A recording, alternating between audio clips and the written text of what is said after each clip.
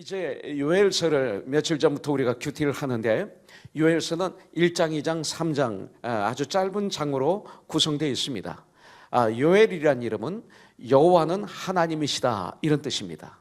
여호와는 요엘, 하나님이시다 이런 뜻입니다. 이 요엘서는요, 호세아서부터 말라기서까지를 소선지자라고 그럽니다. 소선지서라고 그럽니다. 근데 그 예언서 중에 하나가 바로 요엘서입니다.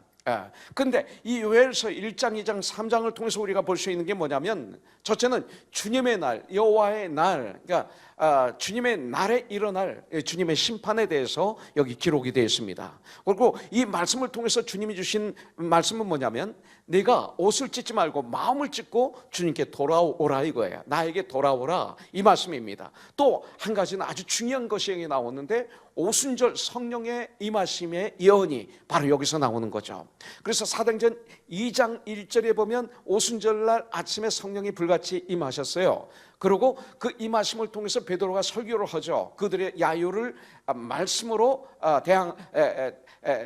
대적합니다. 그때 베드로가 우리는 성령 충만함을 받았다 하면서 그 유대인들에게, 유월절을 지키러 온 유대인들에게 이것에 대한 증거로 요엘서 2장 28절부터 31절을 증거로 대는 것을 볼 수가 있습니다. 거기 보면 말세, 내가 믿는 자들에게 성령을 부어주리라. 젊은이들은 노인들은 이런 예언이 여기 나옵니다. 그 다음에 여기서 아주 중요한 또 말씀이 하나 나오는데, 2장 마지막 절에 보면 주님의 이름을 부르는 자는, 예수 그리스도의 이름을 부르는 자들은 다 누구든지 구원을 받으리라. 벌써 여기서 선포하고 있는 것을 볼 수가 있습니다. 특별히 요엘서 1장 17절부터 18절에 보면, 씨가 흙덩이 아래에서 썩어졌고 창고가 비었고 곡간이 무너졌으니 이는 곡식이 시들었음이로다. 가축이 울부짖고 소떼가 소란하니 이는 꼴이 없음이라. 양떼도 피곤하도다. 이렇게 말하고 있어요. 자, 이 말씀을 보면 이스라엘의 하나님의 나라, 이스라엘이죠, 예루살렘에 먹을 것이 없다 이거예요. 먹을 것이 떨어졌어요. 가축들이 굶어 죽어가고 있습니다. 지금 상황입니다. 생각해 보십시오. 포도나무 씨가 썩어 말라 비틀어졌습니다. 무화과 나무가 열매가 말라 비틀어지고 완전히 나무들이 하얗게 사가져 버립니다. 석류나무가 그렇습니다. 밭에 씨를 뿌렸는데 모든 씨들이 썩어 말라 비틀어졌습니다. 또 이웃의 강한 나라가 지금 예루살렘을 쳐들어오고 있습니다. 자, 이런 상태입니다. 사람의 기쁨이 다 사라졌다고 요엘은 말하고 있습니다. 한마디로 이런 상태를 대재앙의 때라고 볼 수가 있습니다. 심지어 교회는 성소에서는 제사장들도 주님께 바쳐야 될 예물, 소제와 전제를 드리지 않았다 그랬어요. 아니, 드릴 것이 없었습니다. 그렇다면 지금 이 시대가 어떻습니까? 바로 지금 이 세대가 요엘서에 나오는 이런 모습은 아닐까요? 우리가 눈으로 교회가 있어요. 건물이 눈으로 많은 사람들이 교회 주일날 가요. 그렇지만 여러분들 영의 눈으로 그 교회들을 본다면 과연 그 교회들이 얼마나 건강할까요? 얼마나 주님이 흡족하시는 마음을 가진 주님의 몸으로 지어져 가고 있을까요? 여러분들, 이럴 때 주님은 요엘을 통해서 말씀하시는 거예요. 오늘 이 말씀은 심판이 임하고 온 세계가 흔들거려도 우리들에겐 뭐가 있어요? 흔들리지 않는 반석이신 예수님이 계신다는 거예요.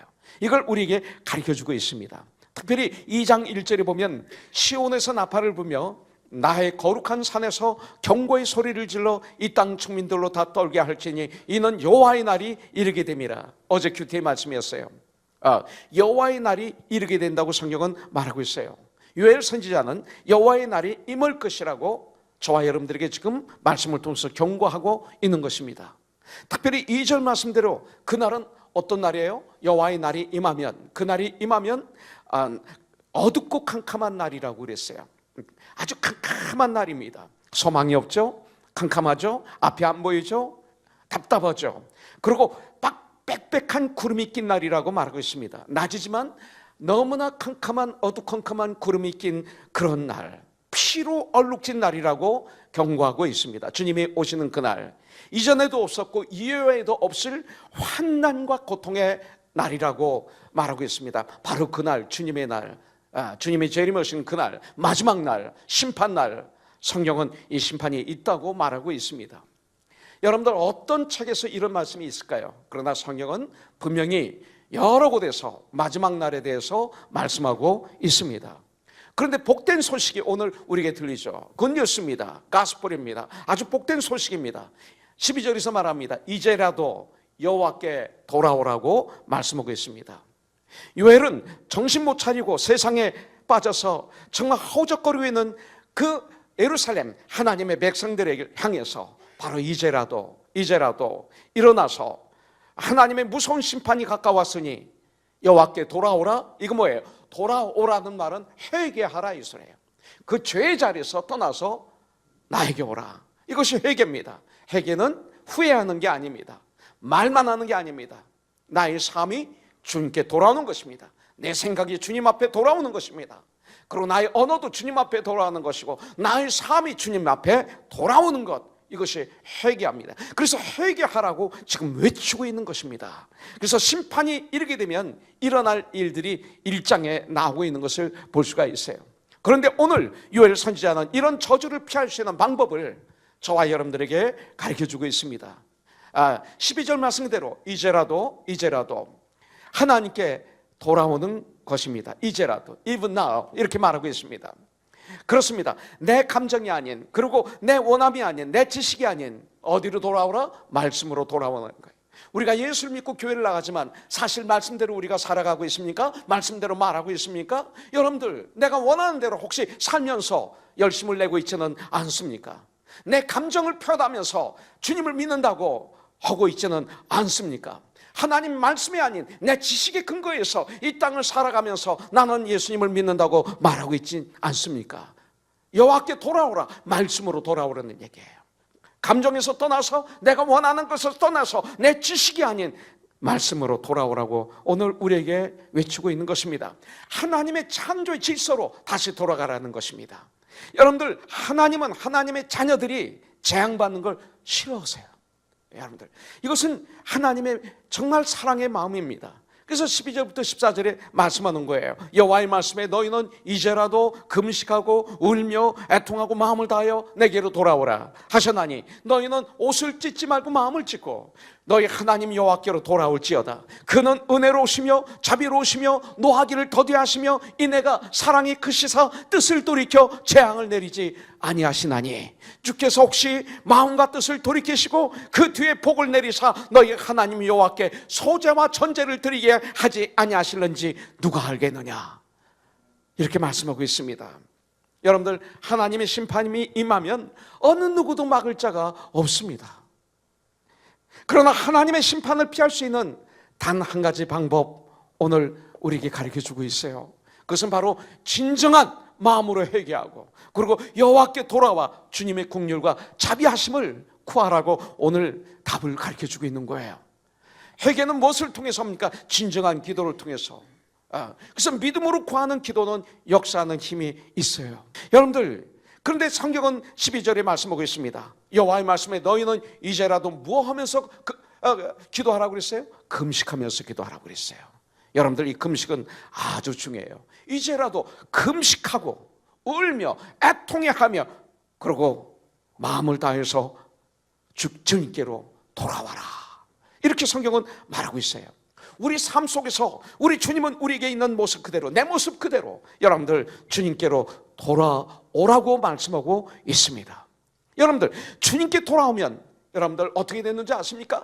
정말로 주님께 내 마음을 다해서 주님께 돌아오면 여러분들 이 세상을 살아가는 목적을 알게 됩니다. 여러분들은 내가 왜 지금 살고 있는지 그 목적을 알고 계십니까? 여러분들 어디서 왔으며 난 지금 어디 있으며 난 지금 어디를 향해서 가고 있는지 알고 계십니까?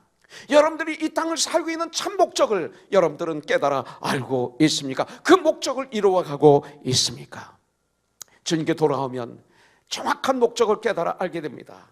정말 삐뚤삐뚤한 내 마음이 주님께 돌아오면 그런 내 마음이 아주 건강한 마음으로 바뀝니다.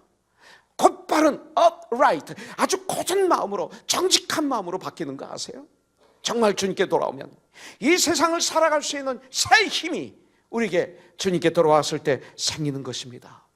내 마음에 캄캄한 어둠이 가득 찼었는데 빛으로 변화됩니다. 주님께 돌아올 때. 여러분들, 금식은 주님께 돌아오는 지름길 중에 하나라고 오늘 우리에게 가르쳐주고 있습니다. 여러분들, 금식하는 가운데 병이 치유된 사람들 여러분들 알고 계시지 않습니까? 난 많이 알고 있습니다. 금식 기도를 하는 가운데 내 병이 나았어요. 이런 경우가 있습니다. 그리고 금식을 통해서 많은 우리 그리스도인들이 겸손해진 사실을 여러분들은 알고 있을 것입니다. 금식은 나를 겸손하게 만듭니다.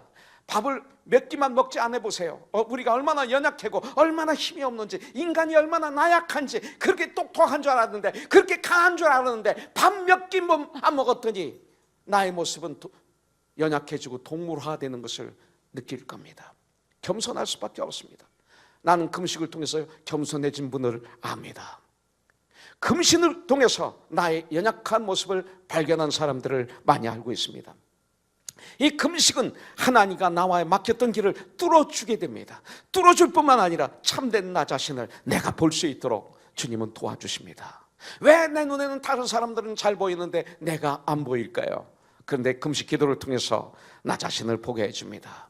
어떤 모습을 보게 해줍니까? 물질의 노예가 됐던 내 모습을 보게 해줍니다. 세상의 정욕, 안목의 정욕, 이생의 자랑의 노예가 되어서 정작 이스라엘 나는 어디로 가버리고 빈 껍데기만 남은 나의 모습이 보이기 시작합니다. 금식을 통해서 우리는 그동안 잊혀져 왔던 내 모습을 정확하게 보고, 그리고 주님께 돌아오게 되는 것이죠. 주님께 돌아와야 된다. 주님께 돌아와야 된다. 이제라도 나는 주님께 돌아와야 나는 살 수 있다. 이것을 알려주시는 거죠.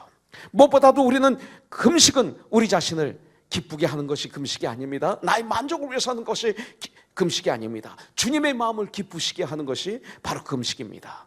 그렇기 때문에 금식에는 거짓이 없어야 됩니다. 금식에는 나 자신의 욕심이 없어야 됩니다. 그래서 누가복음 18장 11절부터 12절에 보면 잘못된 금식이 나오죠.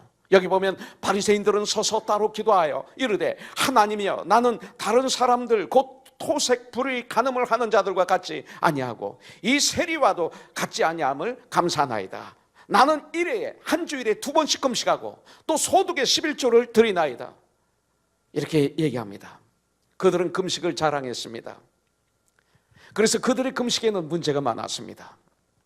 바로 이 바리새인들은 어떻습니까? 바리새인들의 금식에는 경건의 모양은 눈으로 볼 때 있었습니다. 그러나 그들은 해칠한 무덤이었습니다. 겉은 해칠해서 아름다웠는데 안에 들어가 보니까 썩은 시체의 냄새로 가득한 거예요. 우리 주님이 보시기에 그들의 금식은 역겨웠던 것입니다. 여러분들, 그렇다면 주님께서 가르쳐 주신 참된 금식은 어떨까요? 마태복음 6장 16절부터 18절에 보면 이렇게 말하고 있습니다. 금식할 때 너희는 외식하는 자들과 같이 슬픈 기색을 보이지 말라. 슬픈 기색을. 그들은 금식하는 것을 사람에게 보려고 얼굴을 흉하게 하느니라. 내가 진실로 너희에게 이르노니 그들은 자기 상을 이미 받았느니라. 너는 금식할 때 머리에 기름을 바르고 얼굴을 찢으라. 이는 금식하는 자로 사람에게 보이지 않고 오직 은밀한 중에 계신 내 아버지께 보이게 하려 함이라. 은밀한 중에 보시는 내 아버지께서 갚으시리라. 이렇게 말씀하고 있어요. 금식에 대해서 정확하게 우리에게 가르쳐 주겠습니다. 금식은 어떻게 해야 되느냐? 즐거운 마음으로 하라. 이렇게 말하고 있어요. 그 다음에 하나님만 향하는 금식을 하라. 금식하는데 사람에게 자랑하지 말고 사람에게 보이면 그 금식은 가증한 금식이 되고 마음다 하나님에만 향한 금식이 되라. 세 번째, 자기 자신을 제대로 알라. 나를 모르는데 어떻게 기도해요? 그렇잖아요. 금식하면 이런 일이 일어납니다. 이러한 금식으로 주님께 돌아올 때 주님은 약속하십니다. 그것이 바로 내일 큐티에 나옵니다. 요엘서 2장 19절부터 20절에 보니까 여호와께서 그들에게 응답하여 이르시되 내가 너에게 곡식과 새 포도주와 기름을 주리니 너희가 이로 말미암아 흡족하리라. 내가 다시는 너희가 나라들 가운데에서 욕을 당하지 않게 할 것이며 내가 북쪽 군대를 너희에게서 멀리 떠나게 하며 메마르고 적막한 땅으로 쫓아내리니 그 앞에 부대는 동해로 그냥 들어가 버리고 그 뒤에 부대는 서해로 그냥 들어갈 것이라. 바다로 들어갈 것이라. 빠져버릴 것이라. 마치 홍해에서 애국 군대가 다 홍해에 빠졌던 것처럼 들어갈 것이라. 상한 냄새가 일어나고 악취가 오르리니 이는 큰 일을 행하였음이니라 하시니라.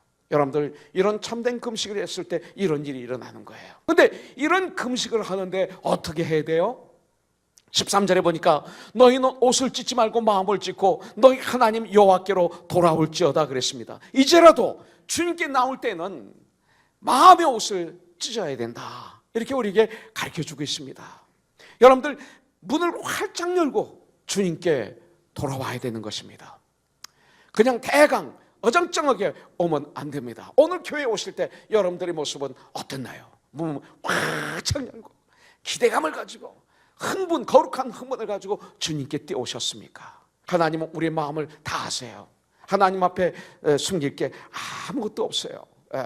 근데 우리는 너무나 많은 옷을 껴입고 있죠.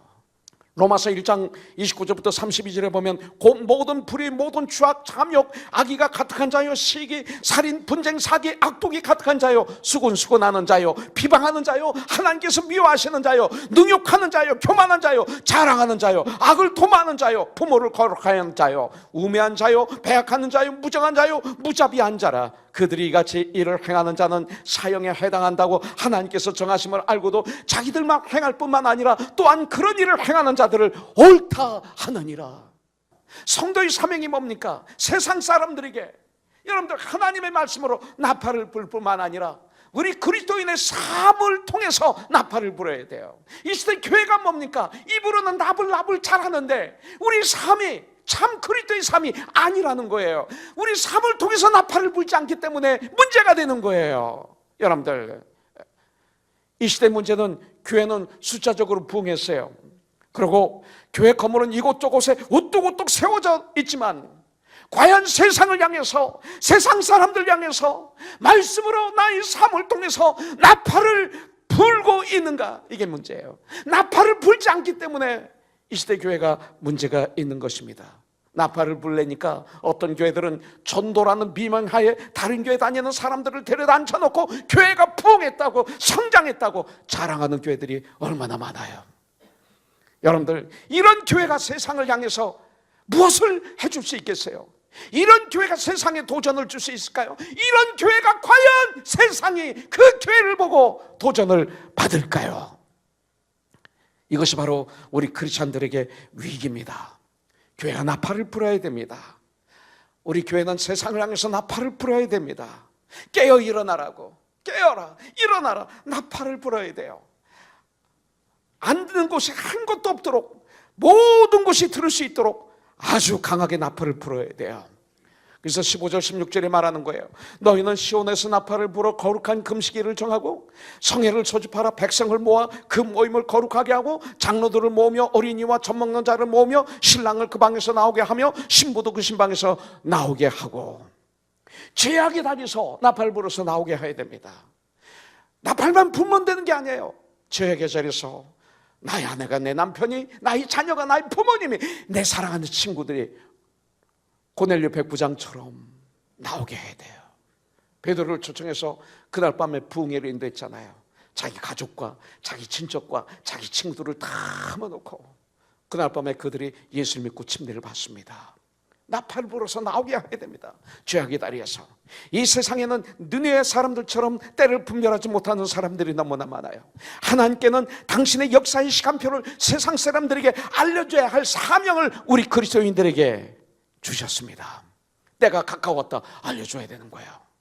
여러분들, 성도들에게는 나팔수의 사명이 있습니다. 그들이 잘 때를 알려줘야 돼요. 그들이 깰 때를 알려줘야 돼요. 그들이 일할 때를 알려줘야 돼요. 그들이 쉴 때를 알려줘야 돼요. 나팔을 불어서 삶의 여정을 손에 손을 잡고 우리는 천국을 향해서 함께 걸어가는 사람들이에요. Heaven bound. 우리는 그리스도인들이에요. 그래서 함께 걸어가는데 그때 하나님의 뜻을, 어떤 뜻이 있는지를 알려줘야 됩니다. 성도들은 세상을 성령의 능력으로 위로해줘야 됩니다. 위로자가 되어야 됩니다. 하나님이 세상에 교회를 세우시고 하나님의 백성을 이 땅에 남겨주신 이유는 타락하고 냄새나고 더러운 이 세상을 하나님과 화목하게 하여 하나님이 다스리는 나라로 만드시기 위해서 우리를 택하신 것입니다. 고린도후서 5장 18절에 나와 있죠. 모든 것이 하나님께로부터 났으며 그가 그리스도로 말미암아 우리를 자기와 화목하게 하시고 또 우리에게 화목하게 하는 직분을 주셨으니. 와, 화목하게 하는 직분을 주셨어요. 그래서 우리 예수 믿는 하나님의 사람들은 이 세상 구석구석에서 하나님의 말씀과 예수 그리스도의 복음의 능력으로 우리는 가는 곳마다 나팔을 불어야 돼요. 여러분들 듣든지 아니 듣든지 하나님의 말씀으로 그리스도의 삶으로 빛과 소금의 직분을 삶 속에 감당함으로 우리는 거룩한 나팔을 불어야 돼요. 그래서 이 세상을 살리는 자들 코너스톤이 되기를 주님의 이름으로 축복합니다. 그런데 저에게 주는 말씀이 있어요. 17절에 보니까 여호와를 섬기는 제사장들은 낭실과 제단 사이에서 울며 이르기를 여호와여 주의 백성을 불쌍히 여기소서 주의 기업을 욕되게 하여 나라들로 그들을 관할하지 못하게 하옵소서 어찌하여 이방인들로 그들의 하나님이 어디 있느냐 말하게 하겠나이까 그랬어요. 제사장들아 울어라 말씀하고 있어요. 요엘 선지자는 계속해서 말씀하고 있어요. 여기서 말하는 제사장은 아마 단임 목회자 그리고 교회 리더들을 얘기하고 있을 거예요. 지금이라도 금식하며 울며 애통해하며 옷을 찢지 말고 마음을 찢고 여호와께 돌아오라. 썩어질 세상과 타락한 백성들을 향해 나팔을 불어 거룩한 금식일을 정하고 성회를 선포하라. 그러고 난 다음에 한 가지 더 여기 나오는 거예요. 제사장들아 낭실과 제단 사이에서 울며 말하고 있어요. 내가 더 많이 나의 지체들을 위해서 얼마나 울었는가, 이 세상을 위해서 얼마나 울었는가, 나의 조국을 위해서 얼마나 울었는가, 미국을 위해서 얼마나 울었는가, 내가 사랑하는 형제자매들 코너스톤을 위해서 얼마나 마음으로 사랑하면서 울었는가. 여러분들 교회 문제는 보니까 목사더라고요. 결론은 그거예요. 제가 30몇 년 목회하면서 내린 결론은 성도가 문제가 아니에요. 에베소서 4장 11절에 보면 그가 목사와 선생으로 주셨으니 이는 성도를 온전케 하며 봉사의 일을 하게 하며 그리스도의 몸을 세우게 하려 하십니다.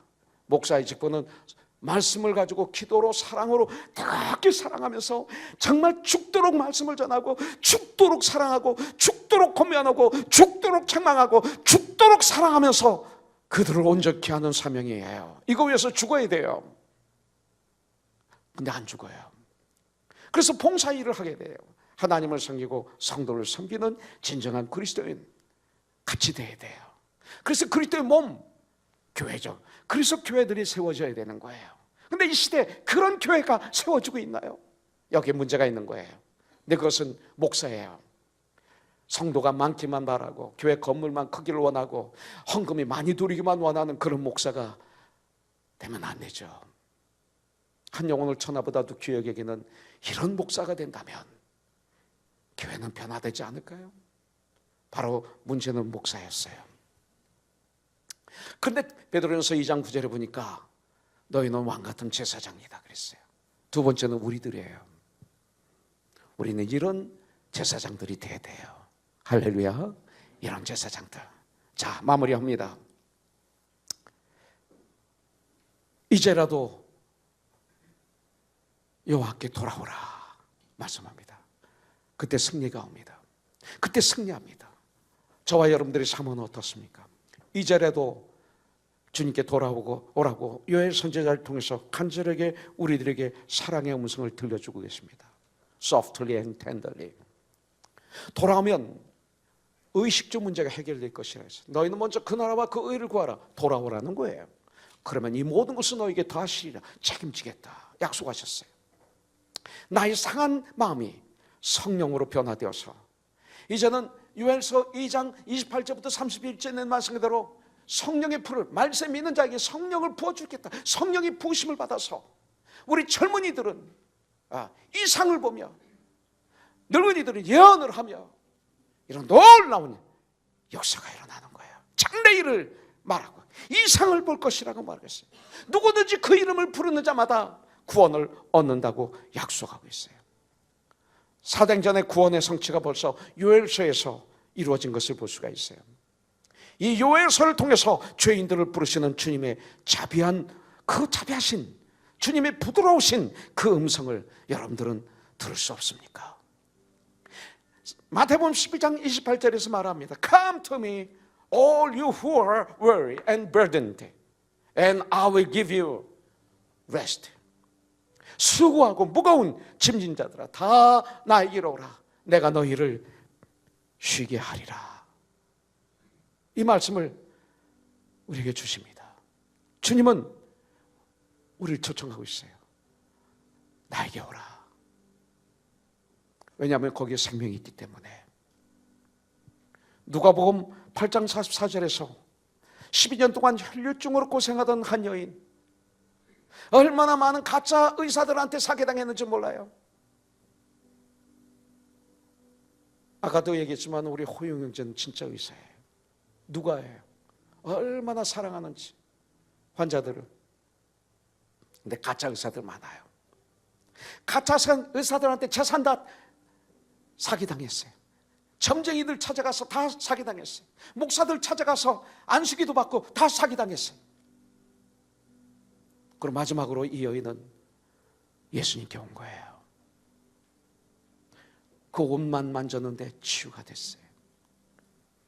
나에게 오라. 여호와께 돌아오라. 이제라도 여호와께 돌아오라. 지난 해 크리스마스 때, 성탄 추수감사절 때 설교한 제목이 누가복음 17장 11절부터 19절이었어요. 10명의 문둥병자에 대해서 설교를 했죠. 그때 한 명이 고침을 받고 주님께 뛰어왔던 얘기를 가지고 설교를 했어요. 10명의 나병 환자들이 예수님께 나왔어요. 소망이 없었던. 그 당시 나병 환자 병은, 문둥병은 지금의 에이즈와 같지 않을까요? 도저히 소망이 없었던 이들 여호와께 왔어요. 예수님께 왔어요. 그들은 고침을 받았어요. 오늘 주님은 저와 여러분들에게 말씀하세요. 이제라도 예수께 나오라. 이제라도 여호와께 돌아오라. 그래서 멋있는 천국의 나팔수가 되라. 오늘 우리에게 초청의 음성을 들려주고 계십니다. 여러분들, 우리의 삶은 얼마 남지 않았습니다. 여러분들은 어떤 삶을 사시겠어요?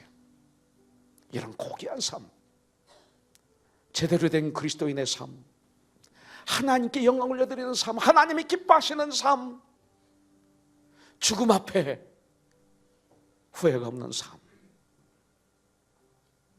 그런 삶을 주님은 살 수 있도록 길을 열어주셨어요.